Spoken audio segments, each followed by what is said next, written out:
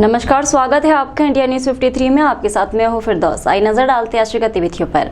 अत्यधिक तेज रफ्तार से वाहन चलाने वालों की अब खैर नहीं। जिला पुलिस को मुख्यालय से सेंसर तकनीक आधारित और ओवर स्पीड वाहन पर चालानी कार्रवाई हेतु इंटरसेप्टर वाहन प्रदान किया गया है, जिसे पुलिस अधीक्षक ने हरी झंडी दिखाकर रवाना किया। बढ़ती दुर्घटनाओं पर लगाम लगाने के लिए पुलिस प्रशासन द्वारा समय समय पर अलग अलग प्रयास किए जा रहे हैं और इन एक्सीडेंट से होने वाली मौतों को रोकने के लिए प्रयास भी किए जा रहे हैं।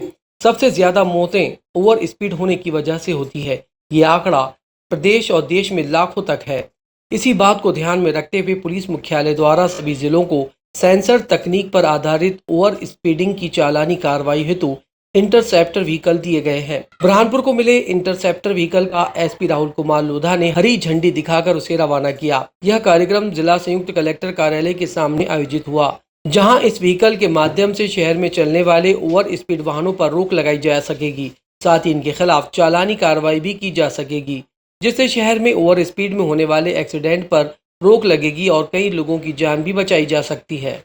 जैसे कि आप लोग देखेंगे कि सुप्रीम कोर्ट से जो है वो लगातार रोड सेफ्टी मेजर्स के लिए प्रयास किए जा रहे हैं, और जिसके अंदर जो रोड एक्सीडेंटल है, जो मैक्सिमम ओवर स्पीडिंग की वजह से होते हैं, उसको कम करने के लिए अलग अलग मेजर्स लिए जा रहे हैं। तो पुलिस विभाग की तरफ से बुरहानपुर जिले में अब इंटरसेप्टर व्हीकल जो है वो लॉन्च किया गया है। आज से इसका इस्तेमाल शुरू होगा। इसमें जो है वो कैमरा, साथ में जीपीएस सिस्टम, प्रिंटर वगैरह लगे हुए हैं, इनबिल्ट है, उसका सिस्टम लगा हुआ है। और इसमें हम लोग जो है वो जो भी कोई ओवर स्पीडिंग कर रहा है, इसकी रेंज लगभग 1 से 1.5 किलोमीटर के आसपास की है। तो 1 से 1.5 किलोमीटर पहले ही वो डिटेक्ट कर लेगा, उसका फ़ोटो निकाल लेगा, और फोटो के साथ साथ में उसकी नंबर प्लेट की क्लियर कट फ़ोटो रहेगी। उसके अंदर क्या ओवर स्पीडिंग है उसका स्पीड भी नापा हुआ रहेगा, और साथ साथ में जीपीएस सिस्टम के आधार पे उसकी लोकेशन भी रहेगी। तो पूरे प्रूफ के साथ में उसका स्पॉट फाइन किया जाएगा। अगर कोई भागता है तो उसके ऊपर जो गाड़ी का नंबर है उसके आधार पे उसको ट्रेस करके उसका चालान भी किया जाएगा। इसके कई तरीके के फ़ायदे हैं, क्योंकि इसकी रेंज काफ़ी बड़ी है। तो पहले जो हम लोग चेकिंग लगाते थे और उसके अंदर लोग जो है वो पहले से ही मुड़ मुड़ के भागते थे, तो उसमें भी हम लोगों को कंट्रोल करने के लिए काफ़ी मदद मिलेगी। अगर हम देखेंगे तो बुरहानपुर में हमने पहले भी काफ़ी प्रयास करके उसमें जो हर साल जो डेथ होती है उसमें कम करने का प्रयास किया है। लगभग 116 3 साल पहले थे, पिछले साल 80 थे, उसके पहले 90 थे। तो लगातार डेथ की संख्या कम हुई है, मगर उसको और भी स्पीड से कम करने के लिए और बेहतर व्यवस्था देने के लिए अभी ये इंटरसेप्टर व्हीकल भी ऐड हुआ है, और इसका लगातार इस्तेमाल किया जाए। कितना चालान बनेगा? जो चालानी कार्रवाई के हिसाब से ओवर स्पीडिंग की जो चालान है अलग अलग व्हीकल के ऊपर 500-1000 रुपये जो भी है, तो वो उस तरीके से उसको चालान स्पॉट फाइन किया जाएगा। 2 दिन के लिए बैंकों में ताले लग गए हैं। दरअसल बैंक कर्मी निजीकरण के विरोध में 2 दिवसीय हड़ताल पर है, जिसमें जिले के 500 से अधिक बैंक कर्मी निजीकरण का विरोध कर रही है। इस 2 दिवसीय हड़ताल के कारण करोड़ों रुपयों का लेन देन प्रभावित होगा।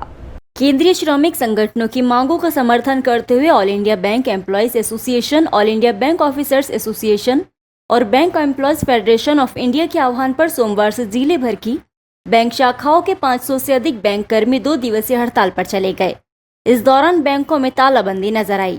कर्मचारियों ने बैंकों के सामने ही खड़े होकर नारेबाजी की और केंद्र सरकार की नीतियों को लेकर विरोध जताया। हड़ताल से करोड़ों का लेन देन प्रभावित होगा। बैंक कर्मियों के अनुसार एक बैंक में प्रतिदिन 3 करोड़ से अधिक का लेन देन होता है। बैंक कर्मी सुनील वाणी ने कहा, AIBE सहित अन्य संगठनों के सहयोग से ये 2 दिवसीय हड़ताल की जा रही है। बैंकों में जनता का पैसा सेफ है। केंद्र सरकार इसे निजी हाथों में सौंपने की तैयारी कर रही है, लेकिन हम निजीकरण नहीं होने देंगे। 29 मार्च को भी सभी राष्ट्रीयकृत बैंकों, क्षेत्रीय ग्रामीण बैंकों, सहकारी बैंकों में हड़ताल रहेगी, जिससे आमजन को खासी परेशानी होगी। हो और आप लोगों का विरोध क्या है? कितने दिन तक ये बैंक की हड़ताल रहेगी? ये 2 दिन की हड़ताल है। हम AIBE की तरफ से है। जन विरोधी कानून ये जो है केंद्र सरकार के, उसके खिलाफ हम हड़ताल कर रहे हैं। क्या कानून है, क्या बदलाव चाहते हैं? सार्वजनिक बैंकों को मजबूत करने के लिए कर रहे हैं। ये प्राइवेटाइजेशन के खिलाफ है और जनता का पैसा सेफ है, इसलिए हम इसको प्राइवेट नहीं होने देंगे। कितने कर्मचारी हड़ताल पर है? लगभग सभी बैंकों के अवार्ड स्टाफ हड़ताल पर है। अगर बैंक बंद रहती तो कितना नुकसान होगा? पर ब्रांच का कम से कम 3 करोड़ रुपया लेन देन प्रभावित होगा। जिले में कितने कर्मचारी हैं जो हड़ताल पर है आज? कम से कम 400 से लेकर 500 के बीच। और सभी बैंकें बंद है कहीं? सभी बैंकों सार्वजनिक यदि मांगे पूरी नहीं होती तो अगला कदम क्या होगा आपका? अगला हमारे संगठन जो निर्णय लेगा उसको हम फॉलो करेंगे। नेहरू स्टेडियम ग्राउंड पर हिंदू मुस्लिम एकता कुश्ती स्पर्धा का आयोजन किया गया, जिसमें बुरहानपुर के आमिर और भुसावल के पवन दोनों बराबरी पर रहे और दोनों के हाथ मिलाकर दोनों को विजेता घोषित किया गया।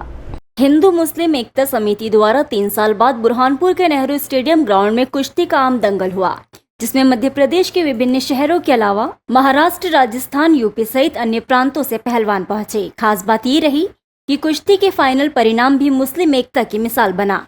न पवन पहलवान हारा न आमिर। आयोजकों ने दोनों के हाथ मिलवाए और दोनों को विजेता घोषित किया। कोरोना संक्रमण के कारण नेहरू स्टेडियम पर 3 साल बाद कुश्ती स्पर्धा हुई, जिसमें देश भर के पहलवानों ने दाव पेच दिखाकर सभी को दंग कर दिया। फाइनल मुकाबला बुरहानपुर के आमिर और भुसावल महाराष्ट्र के पवन पहलवान के बीच हुआ, लेकिन काफी दाव पेच के बाद भी दोनों बराबरी पर रहे, जिसके बाद आयोजकों ने उनके हाथ मिलवाए और दोनों को विजेता घोषित किया। बुरहानपुर शहर में केला चिप्स बेचने वाला एक युवक ड्रीम 11 का गेम खेलकर लखपति बन गया है। बुरहानपुर में एक युवक की किस्मत रातों रात चमक उठी। हम आपको बता दें कि बुरहानपुर का रहने वाला युवक ऐसे तो सड़क किनारे केला चिप्स बेचकर अपना गुजर बसर करता है, वहीं युवक को एंड्रॉइड स्मार्टफोन रखने का भी शौक है, जिसकी मदद से आज युवक लखपति बन गया। हम आपको बता दें कि बुरहानपुर का युवक मनोज कुशवाहा निवासी जैनाबाद ने ड्रीम 11 गेम में 28,25,000 रुपए जीते हैं, जिससे वो रातों रात लखपति बन गया है। बहादुरपुर में अपने मामा के बेटे की मौत में आया शख्स खुद दुर्घटना का शिकार हो गया और मौत हो गई। मामला ग्राम लोनी का है, जहां पर एक ट्रक के नीचे वाहन चालक आ गया। दादरा और सीताराम ठाकरे उम्र 55 वर्ष निवासी कांडवेल तालुका रावेर जिला जलगांव ये अपने मामा के बेटे की मौत में लोनी आया हुआ था, लेकिन ये मौत में शामिल हो पाता उससे पहले ही इसे मौत ने धर दबोचा। जैसे ही ये मौत में शामिल होने के लिए मामा के लड़की के घर की ओर जाने लगा, इस दौरान एक ट्रक की पिछले पहिए में गड्ढे से बचने के कारण आ गया, जिस कारण इसकी मौके पर ही मौत हो गई। अपने परिजनों के रिश्तेदारों में ये मोटरसाइकिल पर था। ट्रक ने इसे लोनी रोड पर कुचल दिया, मौके पर ही मौत हो गई। भीम आर्मी के राष्ट्रीय उपाध्यक्ष दत्तू मेढे ने कहा कि मौत की मुख्य वजह सड़कों में बड़े बड़े गड्ढे हो गए हैं, जिससे बचने के चक्कर में वाहन चालक बड़े वाहनों में घुस जाते हैं और इनके साथ भी ऐसा ही हुआ। ये अपना वाहन एक तरफ ले रहे थे, तभी ट्रक के पिछले पहिए में आ गए और उनकी मौके पर ही मौत हो गई। मृतक की बहन ने बताया कि मृतक के 4 बच्चे थे, 2 बेटियां 2 बेटे थे और ये पेशे से किसान था। इस घटना के बाद एक ही खानदान में 2 मौत एक साथ हो गई। घटना के बाद परिजनों का रो रो कर बुरा हाल है। डायल 100 की सहायता से शव को पोस्टमार्टम के लिए जिला अस्पताल पहुंचाया गया। ये कांडवेल के निवासी है। ये बहादुरपुर में मैयत में आए हुए थे, परंतु ग्राम लोनी में इतने बड़े बड़े गड्ढे हो गए रोड में कि अनियंत्रित होते हुए ये सीधे ट्रक के चपेट में आ चुके। इसके कारण इनकी जगह पे ही मौत हुई। क्या नाम था इनका? इनका नाम दादाराव सीताराम ठाकरे, निवासी कांडवेल। क्या कारण है घटना का? ये रोडों में गड्ढे होने के कारण है। विधानसभा परासिया में खेल प्रतिभाओं को आगे बढ़ाने के लिए परासिया विधानसभा क्षेत्र के आदिवासी बहुअंचल ग्रामीण क्षेत्र में विधायक कप कबड्डी पुरुष महिला वर्ग का आयोजन किया जा रहा है। परासिया विधानसभा के विधायक सोहनलाल वाल्मीकि के द्वारा क्षेत्र के प्रतिभाओं को आगे लाने के लिए खेल आयोजन किए जा रहे हैं। इसी क्रम में उनके द्वारा ग्राम पंचायत कोहका में कबड्डी प्रतियोगिता का शुभारंभ किया गया। इस दौरान 26 टीमों ने भाग लिया। विधायक महोदय के द्वारा विजेता और उप विजेता टीम को नगद राशि ट्रॉफी से सम्मानित किया जाएगा। परासिया विधायक सोहनलाल वाल्मीकि के साथ इस दौरान रमेश सल्लाम, अकबर शाह भलावी, जगदीश, बुद्धमान, दशरथ महतो, विश्वकर्मा सहित आसपास के ग्राम पंचायतों के सैकड़ों लोग उपस्थित रहे।